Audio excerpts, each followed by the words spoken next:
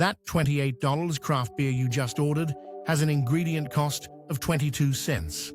Not the glass, not the labor, not the rent on the building, the actual liquid in that pint. 22 cents.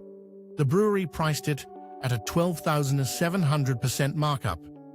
And somehow, that hand-drawn tap handle made it feel like a bargain. Here's how that number breaks down. A standard pint of craft beer contains roughly 16 ounces of liquid. The raw ingredients, malted barley, hops, yeast, water, cost a commercial brewery somewhere between 18 and 25 cents per pint at scale. Call it 22 cents. That's it. That is the entire material cost of what goes in the glass. Now follow what happens to that liquid between the brewing tank and your hand. The brewery sells a keg to a distributor for roughly $90. That keg holds about 165 pints. Do the math. The brewery gets about 55 cents per pint from the distributor. Already that's a 250% markup on ingredient cost, and we haven't even reached the bar yet.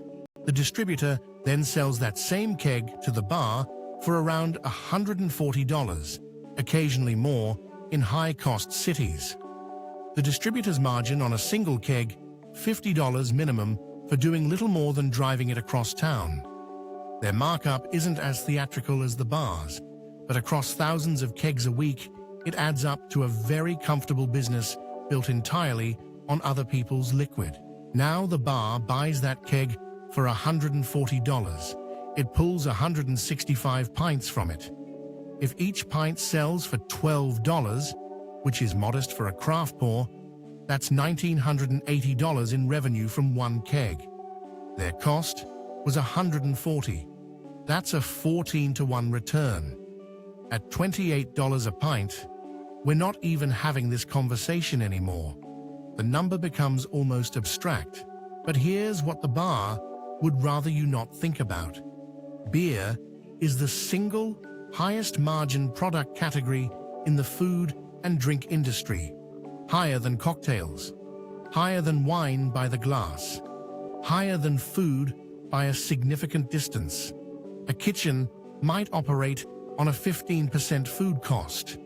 Beer operates on a 2 or 3% ingredient cost. The catch is, the whole system is engineered, so you never do this arithmetic while you're thirsty. And then there's the word craft. That word is doing more financial work than the brewer ever did. The Brewers Association defines a craft brewery as small, independent, and traditional. But small means up to 6 million barrels a year. 6 million. The word that makes you feel like a guy named Dave brewed this in a converted barn actually covers a production level that would have seemed industrial to your grandfather. The brand identity is the product. The liquid inside 2 craft IPAs from competing breweries is, to most palates in a blind taste, nearly indistinguishable. Researchers at Oxford ran sensory studies on exactly this. What changes the experience isn't the beer.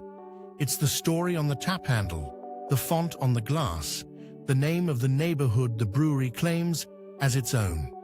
You're not buying fermented grain.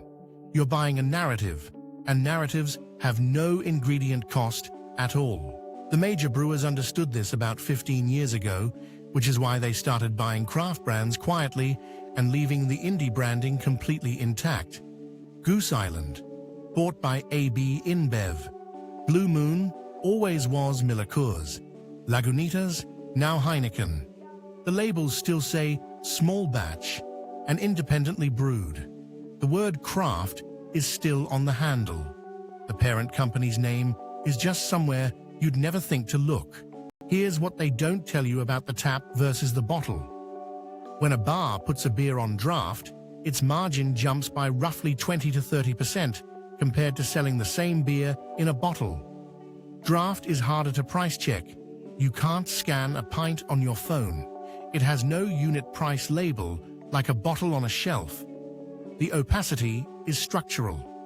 Draft beer pricing exists in a zone where no comparison is possible, And that's precisely the point. There's also something called tap real estate. A bar has maybe 12 to 20 taps.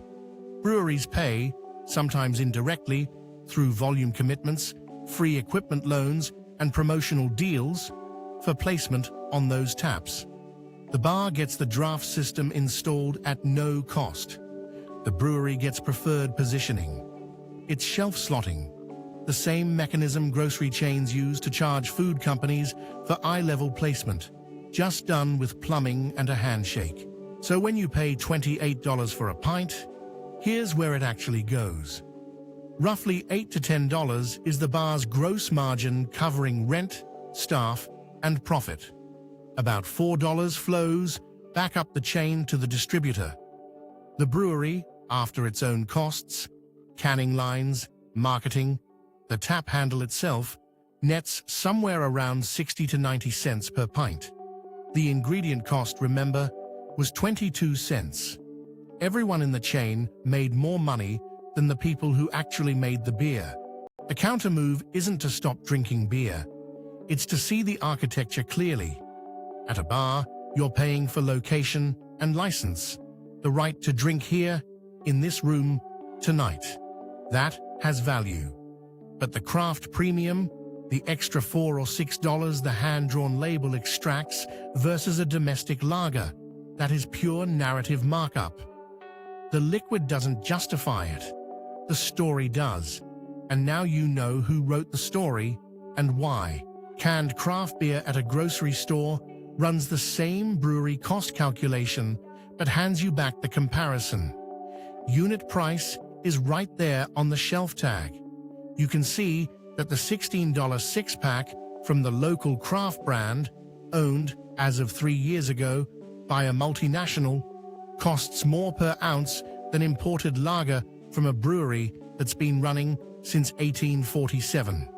The craft premium is a price you pay every single time you don't check who actually owns the label. 22 cents of barley and water. 12,700% to your hand. The tap handle with the hand-drawn font isn't a sign that someone cared more about the beer. It's a sign that someone cared a great deal about the margin. And that's the point. That's always been the point. The story of craft beer isn't really about beer at all. It's about what a good story is worth. Turns out, about $27.78.